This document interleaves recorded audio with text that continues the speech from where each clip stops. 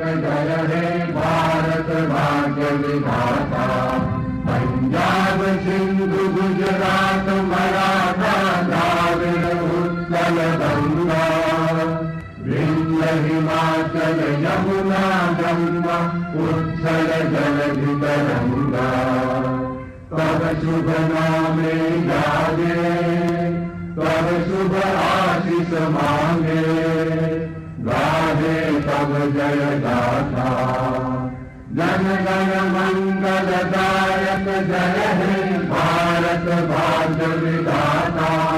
जय हे जय हे जय हे जय जय जय जय हे।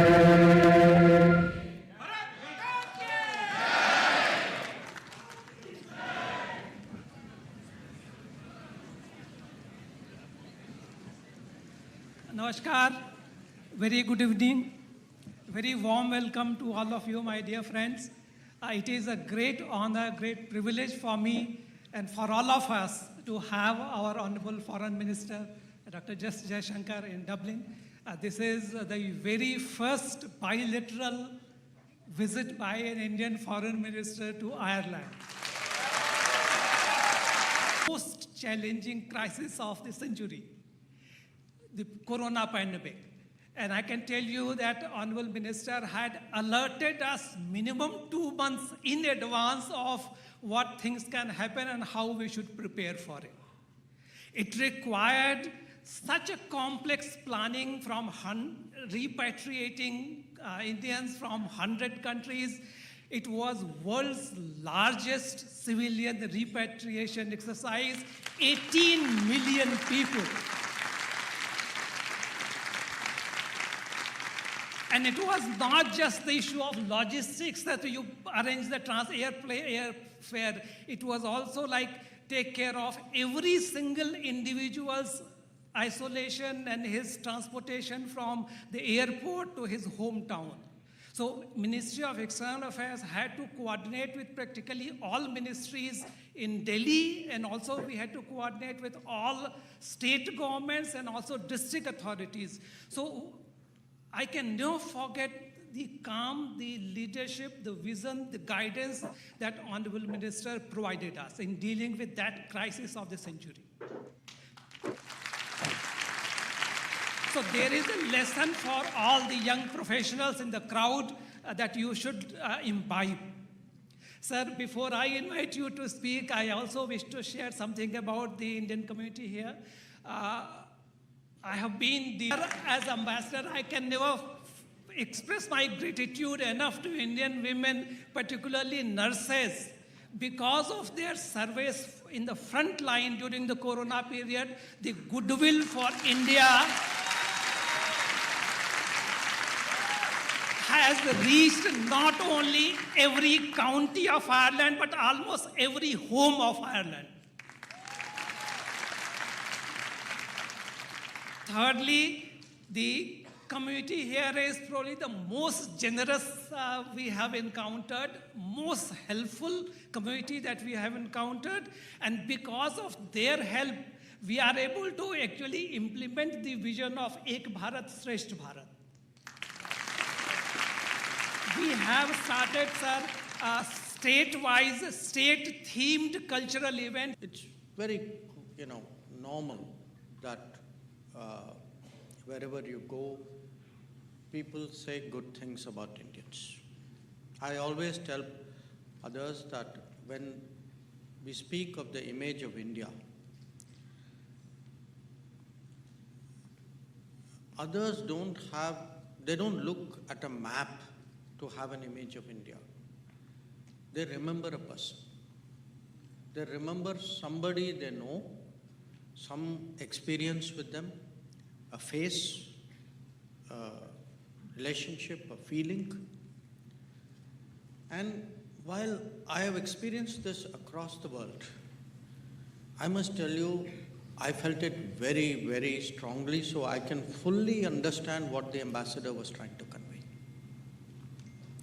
I've just come a little while ago from a meeting with President Higgins.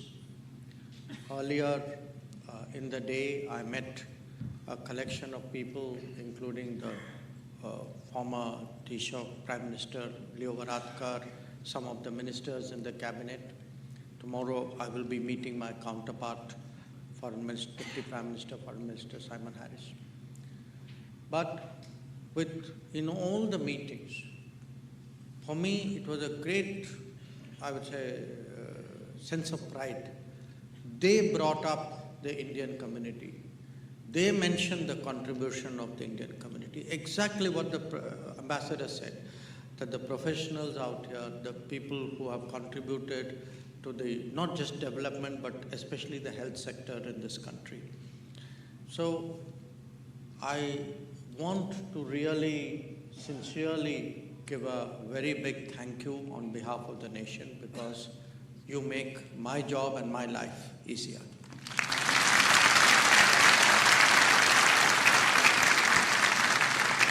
Now, when you prepare for a visit, you take your job reasonably seriously, professionally. They give you a lot of folders. They will say, these are the problems. I must say, with Ireland, the preparations were very easy.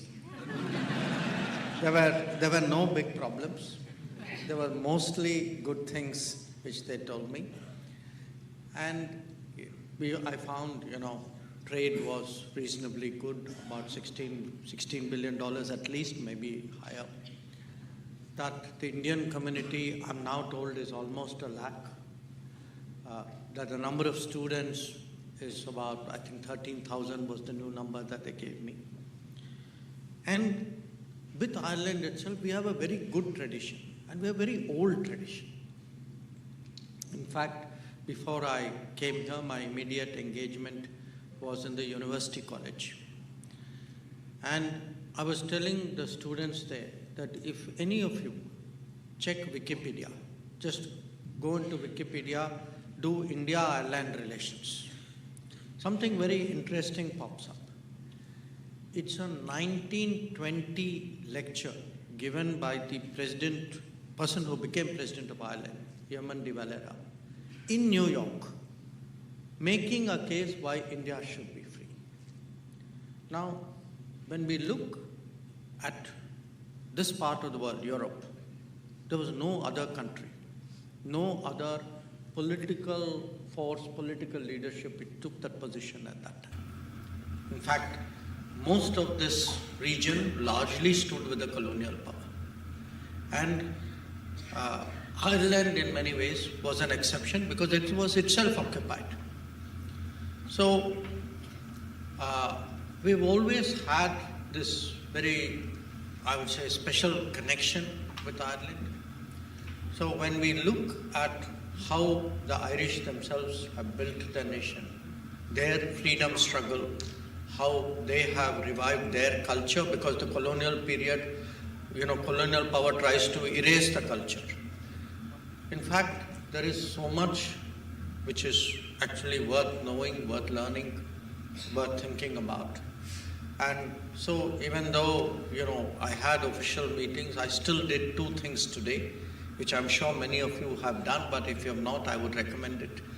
One, I went to the General Post Office, which was the center of the Easter Rising in 1960, where I would say in the 20th century, if there was one symbol anywhere in the world of people rising up against the colonial power, the most potent one was the General Post Office in Dublin.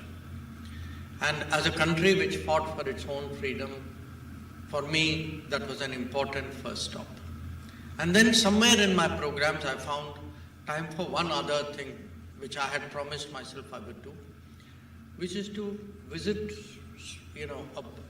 a site or a place which for them, in terms of their cultural revival, was very important.